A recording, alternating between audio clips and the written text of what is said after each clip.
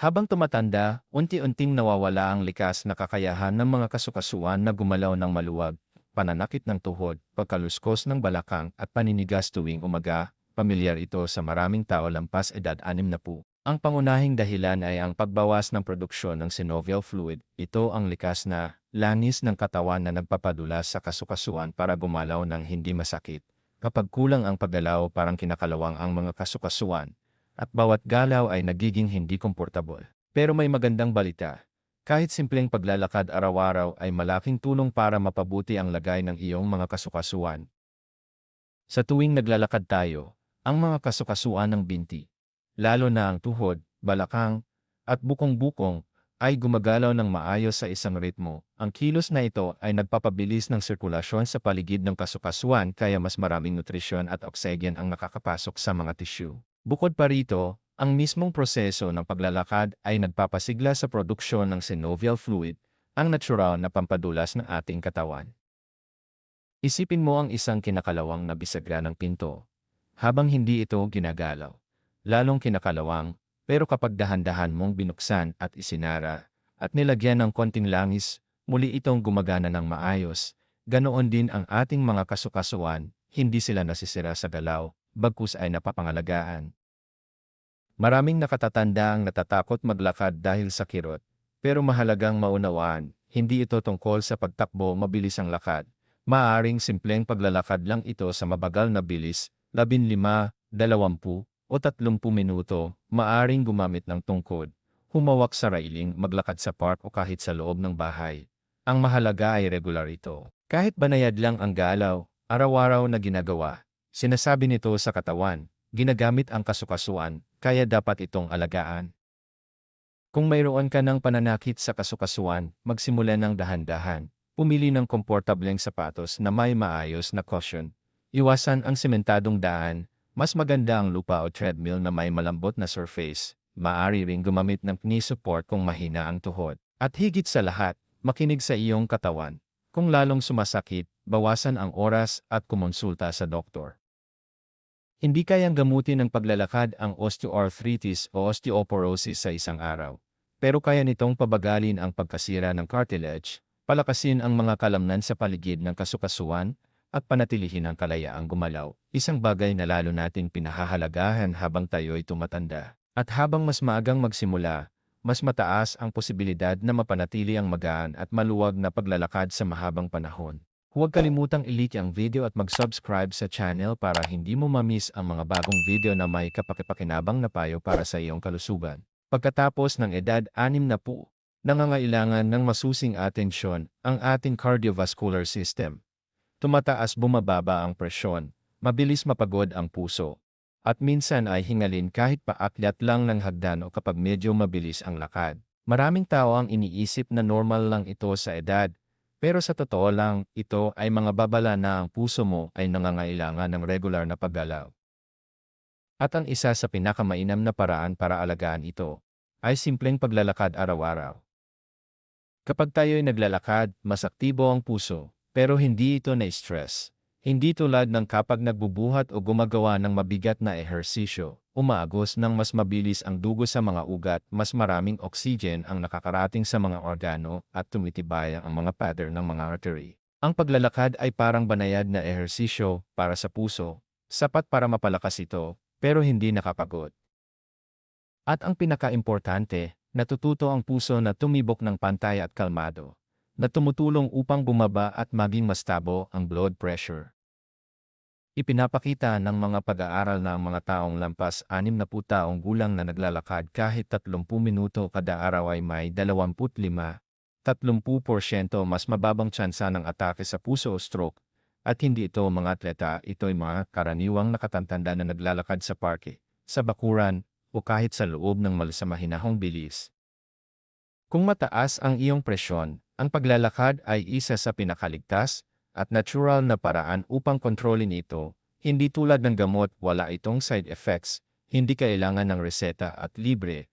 Ang mahalaga lang gawin itong regular. Magsimula sa 1-0, 15 minuto bawat araw, sa susunod na linggo, dagdagan ng 5 minuto. Pagkalipas ng isang buwan, mapapansin mong mas kalmado na ang presyon, mas bihira ang sakit ng ulo, at mas maayos ang tibok ng puso kahit sa panahon ng stress. Tandaan, ang mga mabibiglang galaw o biglang physical na effort ay delikado sa edad na ito. Hindi kailangang magmadali, umakyat sa matarik, o magbuhat ng mabibigat. Ito'y hindi karera. Pinakamainam ang lakad sa pantay at kalmadong bilis, yung kaya mong magsalita habang naglalakad ng hindi hinihingal. At kung makaramdam ka ng sakit sa dibdib, labis na panghihina, o pagkahilo habang naglalakad, huminto ka at kumonsulta agad sa doktor. Ang paglalakad ay hindi lang para sa mga binti, ito ay para sa puso. At bawat hakbang ay hakbang patungo sa mas mahinahong, mas matatag, at mas mahabang buhay, lalo na sa edad kung kailan ang kalusugan ang ating pinakaimportanteng kayamanan. Pagkatapos ng edad 60, bumabagal ang metabolismo ng katawan, ang parehong dami ng pagkain na dati, natutunaw agad na rayon ay naipon na sa baywang tiyan at likod. Ang sobrang timbang ay hindi lang isyu ng itsura. Ito'y direktang nagpapabigat sa mga kasukasuan, nagpapahirap sa trabaho ng puso at ng pankreas. Mas lalo itong mapanganib kung kasabay ng pagdagdag ng timbang ay tumataas din ang level ng asukal sa dugo. Sa puntong ito, muling lumalabas ang paglalakad bilang simple ngunit makapangyarihang kakampi. Kapag tayo ay naglalakad, gumagalaw ang mga kalamnan at nangangailangan sila ng mas maraming enerhiya, kaya't kinukuha ng katawan ang glucose mula sa dugo at bumababa ang sugar level. Mahalaga ito lalo na sa mga taong may prediabetes o type 2 diabetes dahil nakatutulong ang regular na paglalakad para panatilihin kontrolado ang asukal sa dugo nang hindi binibigatan ang atay o mga bato. Hindi kailangan ng mamahaling gamit o. Ang paglalakad ay hindi stressful at sa kabila nito ay nakakasunog ng calories. Halimbawa, ang 30 minutong paglalakad sa katamtamang bilis ay nakakabur ng 150 calories. Maaring maliit tingnan, pero kung araw-araw mo itong ginagawa, sa loob ng isang buwan ay makakabawas ka ng halos 4,000 calories, katumbas ng halos 2 kilo ng taba. At ang pinakamaganda, walang dieta, walang gutom, walang pagod. Lalo itong epektibo kung ginagawa pagkatapos kumain, kahit 1-0. 15 minutong lakad pagkatapos ng tanghalian ay nakatutulong para pababain ang biglaang pagtaas ng asukal. Maiiwasan ang pagkaantok, kabigatan sa tiyan, at sa mas mahabang panahon, mapipigilan ang pagdevelop ng diabetes. Para sa mga matatanda na may diagnosis na, ang paglalakad ay pwedeng isama sa araw-araw na panggagamot, kasabay ng gamot at tamang pagkain. Maraming totoong kwento ng mga matatanda na bumaba ang asukal, hindi na kinailangan ng insulin o nabawasan ang gamot dahil lang sa regular na paglalakad. May isang 67 anyos na babae mula sa Maynila ang nagsimulang maglakad ng 1-0 minuto sa bakuran tuwing gabi pagkatapos kumain. Pagkalipas ng 3 buwan, binawasan ng kanyang doktor ang gamot, naging stable ang blood sugar niya. Mahalagang tandaan, ang paggalaw ay hindi parusa, kundi pagmamalasakit sarili. Ang paglalakad ay tumutulong upang gisingin muli ang metabolismo, sunugin ang taba, at ibalik ang sensitivity sa insulin.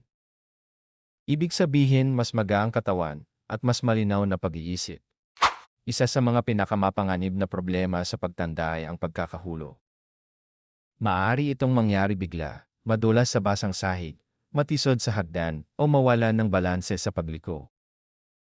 Kahit isang simpleng pagkadulas sa edad na lampas 60 ay maaaring magdulot ng bali sa balakang, pagkakalog ng utak, o matagal na pagkakabed rest, at sa edad na ito, matagal ang pagaling, at bawat susunod na hakbang ay nagiging mas mahirap. Maraming matatanda ang iniiwasan ang paggalaw dahil sa takot mahulog, hindi na lumalabas ng bahay, iniiwasan ang hagdan, mas matagal nakaupo. Pero ito ang pinakamalaking pagkakamali, dahil kapag hindi ginagalaw ang katawan, humihina ang mga kalamnan, nawawala ang liksi ng litit. At sa huli, mas lalong tumataas ang panganib na matumba. Ang solusyon? Regular na paglalakad. Kapag naglalakad ka, lalo na sa pantay at ligtas na lugar, nai-ehersisyo mo ang maraming mahalagang bahagi ng katawan. Mga kalamnan sa binti, lalo na ang hita at binti, na responsable sa pagtayo at pagkilos ng maayos. Vestibular system, ang bahagi ng katawan, lalo na sa loob ng tainga, na namamahala sa balance. Koordinasyon ng galaw, kakayahang mabilis na mag-adjust at maibalik ang balance kung natitisod. Kahit 15-20 minutong lakad araw-araw ay may malinaw na epekto. Tumitikas ang likod, nagiging mas kampante ang lakad, at nararamdaman mong may kontrol ka sa iyong katawan. Unti-unting nawawala ang paninigas ng kasukasuan at nagiging mas magaan ang bawat hakbang. Para sa mga matatandang takot maglakad ng mag-isa, may mga simpleng paraan. Maglakad sa pantay na daan, park, garden, o mall. Gumamit ng tungkod o baston na may rubber sa dulo para sa dagdag na suporta. Maglakad kasama ang apo, kapitbahay o kaibigan. Gumawa ng magagaan na ehersisyo sa balance, gaya ng pagtayo sa isang paa habang may hawakan, o pagangat ng sakong at pagbaba sa dulo ng daliri. Mas epektibo pa nga kung pagsasabayin ang paglalakad at mga ehersisyo sa balance. Paglalakad ng tagilid, side steps, dahan-dahang pag-ikot, o duck walk. Ang ganitong mga galaw ay ginigising ang nervous system at muscle memory, kaya mas handa ang katawan kung may hindi inaasahang sitwasyon. Tandaan, ang balance ay hindi lang tungkol sa kalamnan, ito'y isang kasanayan. At gaya ng ibang kasanayan, maaring sanayin.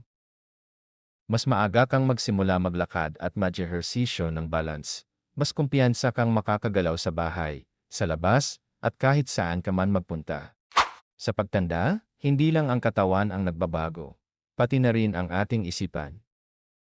Maraming matatanda lampas edad 60 ang nakararanas ng pagiging matamlay, pagkabalisa, hirap sa pagtulog o minsan pangay depresyon. Lumalakas ang pakiramdam ng pag-iisa, lalo na kapag lumaki na ang mga anak, nagkahiwa-hiwalay ang mga kaibigan, at bumagal ang takbo ng buhay. Lahat ng ito ay maaaring makaapekto sa ating mood, memorya, at kung paano natin nakikita ang mundo. Pero may isang simple at abot-kayang paraan na makatutulong. Ang paglalakad. Habang naglalakad, ang katawan ay naglalabas ng endorphins, ang tinatawag na hormones of happiness. Ito ang mga natural na chemical sa katawan na nagpapagaan ng pakiramdam, nagpapakalma, at nagpapasaya. Kahit 15-20 minutong paglalakad ay sapat para mag-iba ang mood, bumababa ang stress, gumagaan ang isip, at nararamdaman mong mas positibo ka. Mas malakas pa ang epekto kung naglalakad sa sariwang hangin, sa parke, malapit sa tubig, o sa hardin. Ang mga natural na tunog, araw, at kulay ng paligid ay karagdagang ginhawa para sa ating isip. Pero may isa pang mahalagang benepisyo. Ang paglalakad ay pinapaganda rin ang daloy ng dugo sa utak. Ibig sabihin, mas maraming oxygen at nutrisyon ang nakararating sa utak, kaya mas malinaw ang pag-isip, mas matalas ang memorya, at mas mataas ang konsentrasyon. Ipinapakita ng pag-aaral na ang mga matatandang naglalakad ng kahit 30 minuto bawat araw ay may mas mababang panganib sa dementia at age-related memory loss. Lalo na kung umaga ang simula ng paglalakad, kahit 1-0, 15 minutong lakad pagkatapos ng almusal ay nakatutulong para magising ang katawan, maon ang utak, at magsimula ng araw ng mas masigla. Sa mga regular na gumagawa nito, mas bihira ang pagkalimot, mas kalmado ang pakiramdam, at mas may gana sa araw-araw na gawain. Nakakatulong din ang paglalakad sa mas magandang tulog. Kapag gumalaw tayo sa araw, natural nating napapagod ang katawan, nababawasan ang tensyon. Kaya pagdating ng gabi, mas madaling makatulog at mas mahimbing ang tulog. Mahalaga ito, dahil sa gabi ay doon nagpapahinga at nagre-reset ang utak. Ang paglalakad ay maaari ring maging paraan ng pakikisalamuha. Madalas, hindi sakit kundi kalungkutan ang nagpapahina sa mga matatanda. Ang simpleng paglabas para maglakad ay nagbibigay ng pagkakataong bumati sa kapitbahay, makipag-usap, makaramdam na hindi nag-iisa. Kahit maikling kwentuhan sa park ay maaaring magbigay ng pakiramdam ng koneksyon sa mundo. Mahalagang tandaan. Kapag gumagalaw ang katawan, hindi lang puso at kasukasuan ang naapektuhan, pati na rin ang isip. Kaya ang simpleng paglalakad ay hindi lang para sa pisikal na kalusugan. Ito rin ay para panatilihin ang sigla ng damdamin, interes sa buhay, at panloob na balance.